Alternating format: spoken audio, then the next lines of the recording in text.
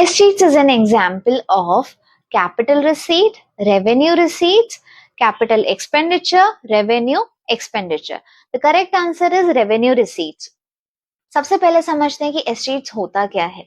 S sheets ऐसी unclaim properties होती हैं जिनकी ना कोई विल बनी हुई है, ना ही कोई बेनिफिशियरी है, ना ही कोई लीगल हेयर है। सो ऐसी जो प्रॉपर्टीज है वो गवर्नमेंट को ट्रांसफर हो जाती है उनकी ओनरशिप। एक एग्जाम्पल से समझते हैं। कोई पर्सन है जिनकी डेथ हो जाती है, उनकी ना कोई विल बनी हुई है, मतलब बेनिफिशियरी का नाम भी उन्होंने नहीं दिया हुआ है, और ना ही कोई लीगल हेयर है, ना ही कोई वारिस है। सो उनकी जो प्रॉपर्टी है वो गवर्नमेंट को ट्रांसफर हो जाएंगी। इसे हम बोलते हैं एस शीट। अब एस शीट जो है वो रेवेन्यू रिसीट्स होती हैं। रेवेन्यू रिसीट्स का मतलब समझते हैं।